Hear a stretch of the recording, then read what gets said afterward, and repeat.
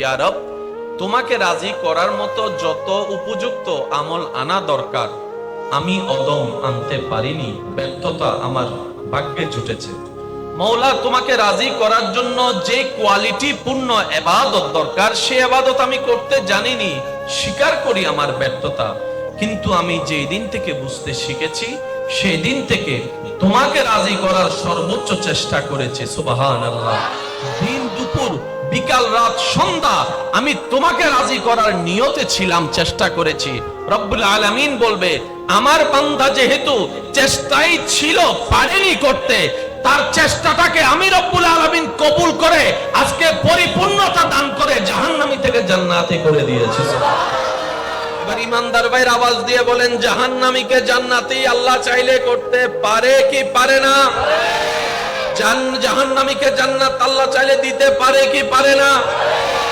আল্লাহ যদি কাউকে দেয়, আপনার আমার প্রবলেম কি? আল্লাহ যদি কাউকে জান্নাত দেয়, আপনার আমার লস কি? কোনো লস আছে? কোনো ঘাটতি আছে? সেজন্য আমি বলি প্রায় সময়, ভাই কাউকে জাহান্নামী বলার দরকার নেই, মনে করারও দরকার নেই। আগে নিজে জান্নাতি হয়ে যান। আপনি যেই দিন রবের পক্ষ থেকে সার্টিফিকেট পেয়ে যাবেন তুমি জান্নাতি, সেদিন না হয় ভিন্ন কথা আসবে। আজকের যে ভালো মানুষ মৃত্যুর আগে তার কালিমা নসিব নাও তো হতে পারে। আজকে যাকে আপনি খারাপ মানুষ বলে 2 পয়সার দামও দিচ্ছেন না, তার জীবনের কোনো কাজ হয়তো রবের কাছে এমন পছন্দের হয়ে গিয়েছে, হাসরে আল্লাহ তার মাথায় মুকুটও পরাই দিতে পারে। সবকিছু জানে কে? সেজন্য বিচার করবেন নিজের, অন্যকে করবেন মাফ। সুবহানাল্লাহ জোরে বলি। বিচার করবেন নিজের, অন্যকে করবেন মাফ। দোষ ধরবেন নিজের, অন্যের করবেন দোষ গোপন। আপনি অন্যের দোষ গোপন করবেন, রব্বুল আলামিন আপনার দোষগুলোকে গোপনে রেখে দিবেন। বলেন সুবহানাল্লাহ। যারা যারা লাভ চায় তারা একটু ডান হাত তুলি। আমরা লাভ চাই কি চাই না? আর একটু গর্জন দিয়ে বলতে হবে, চাই কি চাই না? আল্লাহ আমাদেরকে লাভবান হওয়ার তৌফিক দান করুন। এবার হাত নামান। সবার জান্নাতে যাওয়ার একটা স্বপ্ন আছে, আছে না? এক কথায় ধরতে গেলে আমরা লোভী। এটা কিন্তু আমরা কি অস্বীকার করতে পারবো? আমরা কিন্তু লোভী। কিন্তু কিছু লোভ সওয়াবের। আপনি যদি নামাজের লোভ করেন, সওয়াব। আপনি যদি কাউকে দান করার জন্য লোভ করেন, সওয়াব। আপনি যদি রোজা রাখার প্রতিযোগিতায় লোভ করেন, সওয়াব। আপনি যদি কোরআন খতমের যে তেলাওয়াতের যে একটা প্রতিযোগিতা করেন, সওয়াব। আপনি যদি মা বাবার সেবার ক্ষেত্রে প্রতিযোগিতা করেন, সওয়াব। আপনি যদি এলাকার মানুষের কল্যাণে চিন্তা করে কিছু কাজ করার লোভ করেন, সওয়াব। কিছু লোভে সওয়াব আছে, কিছু লোভে কবিরা গুনাহ। গুনাহ কোনটা, সওয়াব কোনটা, এতটুকু মাথায় রাখবেন। যদি আমার মা বোন আমার কথা শুনে থাকেন একটু মনোযোগ দিয়ে শুনবেন। জান্নাতে যেতে গেলে গুনার দরকার না সওয়াবের দরকার? সওয়াব কাকে বলে আর গুনাহ কাকে বলে এতটুকু বুঝবেন। রব খুশি হলে যেটা দেয় সেটার নাম সওয়াব, রব নারাজ হলে যেটা দেয় এটার নাম গুনাহ। গুনাহ মানে রবকে নারাজ করা, সওয়াব মানে রবকে খুশি করা। এতটুকু মনে থাকবে ইনশাআল্লাহ। আপনি যখন সওয়াবের কাজ করেন তখন আপনার রব খুশি হয়, সুবহানাল্লাহ বলা যাবে না? আর আমি যখন গুনার কাজ করি তখন রব নারাজ হয়। আর রব যখন নারাজ হয় তখন খুশি হয় কে? এত জানেন তো, একটু সবাই বলে ফেলেন একটু। রব যখন নারাজ হয় খুশি হয় কে? আর রব যখন খুশি হয় নারাজ হয় কে? এই থিওরিটা যদি আমরা বুঝতে পারি, জীবনের অনেক প্রবলেম এখানে সলভ হয়ে যাবে। বান্দা তো রবকে খুশি করা, এটাই তো দায়িত্ব। আমাকে বানিয়েছে আল্লাহ, খাওয়াচ্ছে আল্লাহ, চোখ দিয়েছেন আল্লাহ, নাক দিয়েছেন আল্লাহ, দেহ দিয়েছেন আল্লাহ, সম্পদ দিয়েছেন আল্লাহ, স্বামী দিয়েছেন আল্লাহ, স্ত্রী দিয়েছেন আল্লাহ, সন্তান দিয়েছেন আল্লাহ, ব্যবসা দিয়েছেন আল্লাহ, পরিবার দিয়েছেন আল্লাহ, দেখতে চোখ দিয়েছেন আল্লাহ। আমার সবকিছু তো রবের দেওয়া। আমি কেন শয়তানকে খুশি করতে যাব? আমি কেন শয়তানকে খুশি করতে যাব? এবার বান্দা যখন নিজের উপর ঈমানের মজবুত নিয়ে রবকে খুশি করার কাজে লেগে যায়, এটাকে হাদিসের ভাষায় বলা হয় জিহাদে আকবর। 2+2 মিললে নিবেন, না মিললে নেওয়ার দরকার। কারণ ইসলাম জোরাজোরি পছন্দ, ধাক্কাধাক্কি পছন্দ, মারামারি পছন্দ। ইসলাম বলে নিজে না খেয়ে মানুষকে খাওয়াও। ইসলাম বলে মানুষের মুখে হাসি ফুটাও। ইসলাম বলে যার চোখে পানি দেখবা তার চোখের পানি মুছে দাও, হাসির ব্যবস্থা করো। সুবহানাল্লাহ।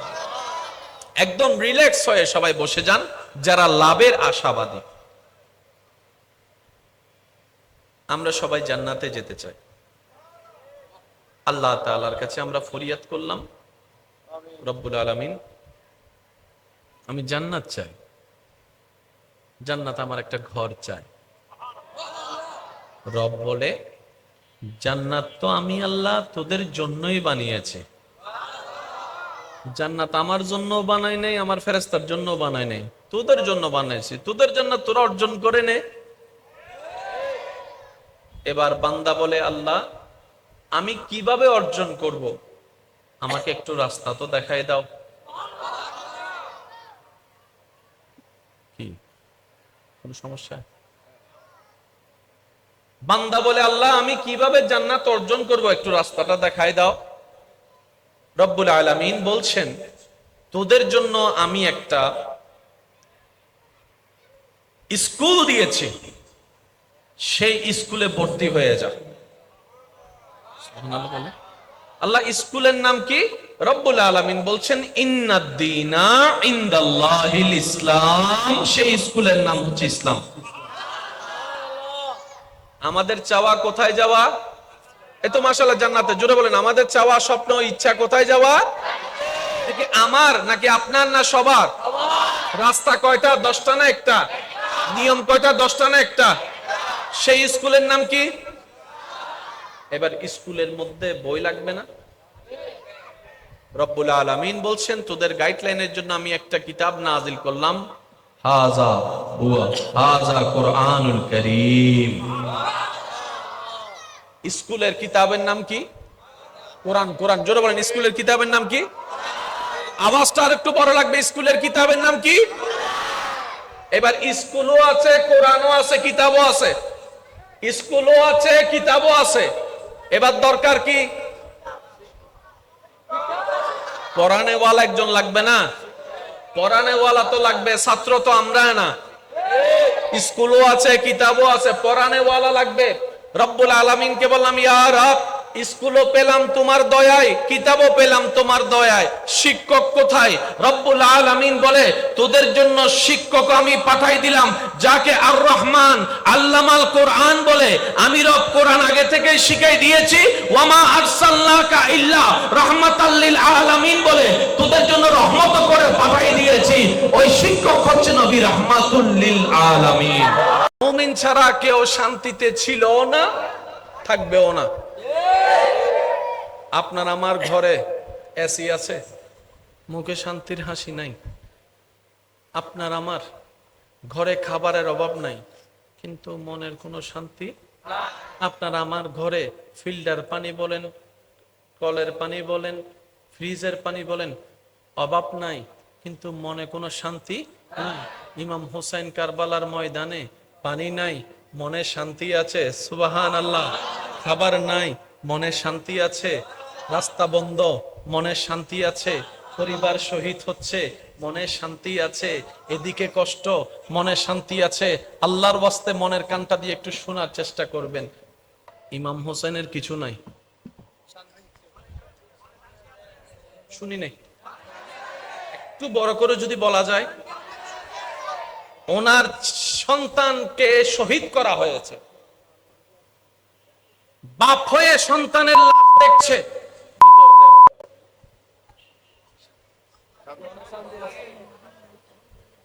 শান্তির চরম পর্যায় পৃথিবীকে দেখানোর জন্য নামাজের ওয়াক্তে নামাজে দাঁড়িয়ে সিজদার মধ্যে শহীদ হয়ে গিয়েছেন। সুবহানাল্লাহ জোরে বলি। ইমাম হুসাইন নামাজ পড়ছেন কি পড়েন নাই? আওয়াজ শুনি না ভাইয়া, একটু জোরে বলেন। নামাজ বাদ দিয়েছেন? কতটুক শান্তিতে থাকলে, কতটুক শান্তিতে থাকলে এই যুদ্ধের ভিতরেও নামাজ পড়ে। Can you imagine that? পানি নাই কিন্তু শান্তিতে দাঁড়ায় গেছে নামাজে। আর নামাজটা পড়ছে আমাদের মতো 5G গতিতে না, আমাদের নামাজ তো 5Gও পার হয়ে গেছে। আল্লাহু আকবার, আলহামদুলিল্লাহ,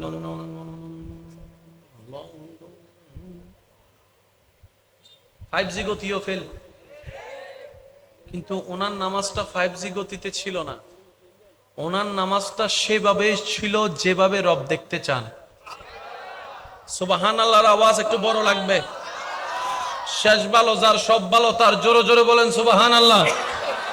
ওনার রুকুটা সেই লেভেলের রুকু ছিল যে লেভেলের রুকুটা রব্বুল আলামিন পছন্দ করেন। ওনার সিজদাটা সেই পরিমাণ ছিল যে পরিমাণ সিজদা তাকাটা রব্বুল আলামিন পছন্দ করেন। ও আমার ইমানদার ভাইয়েরা, ওনার যে পজিশনে শাহাদাত বরণ করা হয়েছে রুকুতে নয় সিজদাতে, জগৎকে দেখিয়ে দিয়েছেন, নবীর উম্মতকে শিক্ষা দিয়েছেন। ও আমার নবীর উম্মতেরা, জীবনে যতই তোমার দুঃখ আসুক, আমি হুসাইনের দুঃখের সামনে তোমার দুঃখের কোনো অস্তিত্ব নাই। তোমার প্রবলেম যতই তুমি অজুহাত দেখাও, আমি হুসাইনের অজুহাতের সামনে, দুঃখে কষ্টের সামনে তোমার তার কোনো অস্তিত্ব নাই। তোমার ঘরে পানি আছে, কল টিপলে পানি পড়ে, তোমার মসজিদের সামনে পুকুর আছে, ট্যাপ আছে, পানির কোনো অভাব নাই। কিন্তু আমি কারবালার ময়দানে পানি খাওয়ার এই পানি পাচ্ছি না, অজু করবো তো কিভাবে পানি দিয়ে? তাই মন দিয়ে দেখো আমি নামাজটা পড়ে সিজদার মধ্যেই রবের সামনে গর্দান কাটিয়ে দিলাম, জগৎকে জানাই দিলাম, যদি তোদের কখনো মরতেও হয় রবের দরবারে নামাজের সিজদা দিয়ে মৃত্যুবরণ কর, এর চেয়ে দামি মৃত্যু আর হতেই পারে না। বলেন সুবহানাল্লাহ। আল্লাহ আমাদের সবাইকে নামাজের সাথে বন্ধুত্ব করার তৌফিক দান করে। পৃথিবীতে একটা নিয়ম আছে, কেউ কারো সামনে হাঁটতে চায়, বলেন না, হারার লক্ষণ কি? মাথা নত করা। হারার লক্ষণ কি? পৃথিবীতে আপনি যেখানেই মাথা নত একবার করবেন, ওর সামনে গিয়ে আর আপনি মাথা উঁচু করে দাঁড়াতে পারবেন না। এটা একবার নিয়ম, ঠিক আছে না? মাথা নত মানে ইজ্জত ডিমোশন, মাথা নত মানে আপনার দাম ডিমোশন। মনে রাখবেন, পৃথিবীতে একমাত্র রবের দরবার, যে দরবারে মাথা যত ঝুঁকাবেন সম্মান তত বাড়তে থাকবে। সুবহানাল্লাহ। রবের দরবার এমন মহান দরবার, যত আপনি ঝুঁকতে থাকবেন রব্বুল আলামিন আপনাকে দুনিয়া এবং আখিরাতে তত আপনার মান, মর্যাদা, মাথাকে, সম্মানকে আরো উচ্চতর করতে থাকবেন, করতে থাকবেন, করতে থাকবেন। সুবহানাল্লাহ। এমন পর্যায় পর্যন্ত হয় রবের দরবারে যখন সিজদা কবুল হয়ে যায় কারো, রব্বুল আলামিন বলে, যে বান্দা আমার দরবারে মাথা ঝুঁকিয়েছে দুনিয়াবি কোন বিষয়ে, আমি আল্লাহ কুদরতি ভাবে তাকে এমন ভাবে সাপোর্ট করব, দুনিয়ার কারো সামনে যেন তার দুনিয়াবি কাজে মাথা নত করতে না হয়। সুবহানাল্লাহ। এবার বলেন, ইজ্জত দেওয়ার মালিক কে? হায়াত দেওয়ার মালিক কে? সম্মান দেওয়ার মালিক কে? তাহলে সেই দরবারে ঝুঁকলে দাম কমে না বাড়ে? আপনাদের এলাকায় মসজিদ আছে? এখানে আজান হয় কয়বার? জোরে বলি না, কয়বার? 5 বারের আজান 5 রকম। হয়তো আজান দাতার সুরের উপর সুর ভিন্ন হয়, শব্দ। এবার শিক্ষিত সমাজের ভাই যারা আছেন, স্কুল কলেজ ভার্সিটির ভাই যারা আছেন, একটু শব্দটা নোট করবেন। সুবহানাল্লাহ কার প্রশংসা? মাশাআল্লাহ কার প্রশংসা? বিসমিল্লাহ কার নাম? কিন্তু বড় চমৎকার বিষয়, যেই নামাজ হচ্ছে শ্রেষ্ঠ ইবাদত, যে নামাজ হচ্ছে মেরাজ, যে নামাজ হচ্ছে জান্নাতে যাওয়ার রাস্তা, যে নামাজ হচ্ছে অমানুষ থেকে মানুষ হওয়ার শক্তি, যে মানুষ হচ্ছে বান্দাকে রবের রহমতের সাগরে যাওয়ার রাস্তা করে দেয়, যে নামাজ হচ্ছে মানুষের ভিতরটাকে পবিত্র করে দেয়, যে নামাজ হচ্ছে মানুষের চিন্তাকে পবিত্র করে দেয়, যে নামাজ হচ্ছে বান্দাকে রবের রহমতের সাথে সম্পর্ক জোড়া লাগাই দেয়। সুবহানাল্লাহ। যে নামাজ হচ্ছে শারীরিক শক্তি ব্যায়ামকে বাড়িয়ে দেয়, যে নামাজ আপনার ব্রেন শক্তিকে বাড়িয়ে দেয়, যে নামাজ আপনার হার্টের রক্ত সঞ্চালন ভালো লাগে, যে নামাজ আপনার ভিতরে একটা পবিত্রতার ভাব নিয়ে আসে, সেই নামাজকে রব্বুল আলামিন সুবহানাল্লাহ বলে শুরু করতে দেয় নাই, বিসমিল্লাহ বলে শুরু করতে দেয় নাই, মাশা আল্লাহ বলে শুরু করতে দেয় নাই। কখনো কি একবার ভেবেছেন নামাজের শুরুটা কেন আল্লাহু আকবার দিয়ে হয়? দেখেন আমি শুধু দেখাবো, আপনারা শুধু উচ্চারণটা করবেন। এবার রুকুতে যাব, এবার সিজদায় যাব, এবার সিজদা থেকে বসবো, আবার সিজদায় যাব, আবার বসবো, এবার রুকু থেকে দাঁড়াবো। শুনি নাই আওয়াজ এখনো হয় নাই। এটা কি আমরা করেছি না আল্লাহ করেছে? আর আল্লাহর প্রত্যেকটা কাজের মধ্যে কোনো না কোনো হিকমত আছে, মনে রাখবেন। আপনি যে কোনো কাজ করার জন্য হাতের দরকার আছে না? যে টাকাটা আপনি বেতনে পাচ্ছেন, এগুলো তো হাজের কাজের কারণেই তো পাচ্ছেন। তো কিছু কিছু কাজ আছে কোনো প্রকার ক্যারি করা ছাড়া, আর কিছু কিছু কাজ আছে আপনি শক্তি প্রয়োগ করা ছাড়া কখনো কাজের বেতন আপনি পাবেন, বাস্তব যেটা। এবার আসেন, আল্লাহু আকবার। আল্লাহ এত চমৎকার করে আপনার আমার দেহকে বানিয়েছেন, কাজ করার জন্য হাতের দরকার আছে। এবার আপনি হাত দিয়ে যখন আপনি বোতলটা ধরবেন পানি পান করার জন্য,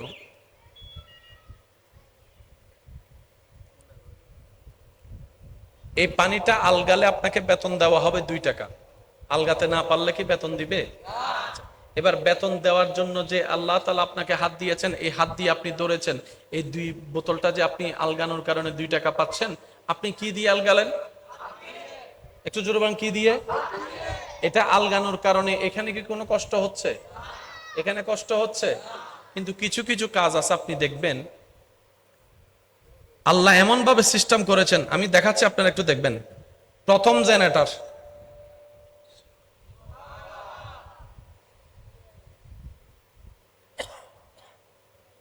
1 নম্বর জেনারেটর, 2 নম্বর জেনারেটর, 3 নম্বর জেনারেটর। এটাও যদি আলগাতে না পারে, অটোমেটিক 4 নম্বর জেনারেটর স্টার্ট হয়ে যায়। 4 নম্বর জেনারেটর যদি কোনোভাবে কোনো কিছু আলগাতে ব্যর্থ হয়, অটোমেটিক 5 নম্বর জেনারেটর অ্যাক্টিভ হয়ে যায়। এটাও যদি তেমন জোর না পায়, অটোমেটিক 6 নম্বর জেনারেটর। সেজন্য অনেক সময় দেখবেন হাতে ভারী কিছু আলগালে কোমরে পেইন হয়। সুবহানাল্লাহ কি আরো জোরে বলা যায়? হাতে ভারী কিছু আলগাতে গেলে অনেক সময় কোমরে পেইন হয়। কেন? ওই জেনারেটর কোমরে আল্লাহ একটা ব্যবস্থা করে দিয়েছেন। ওই জেনারেটরকে সাপোর্ট দেওয়ার জন্য আল্লাহ হাঁটুর জেনারেটরের ব্যবস্থা করে দিয়েছেন। একটা দেহের ভিতরে কতগুলো জেনারেটর আপনি নিজে ভেবে দেখবেন।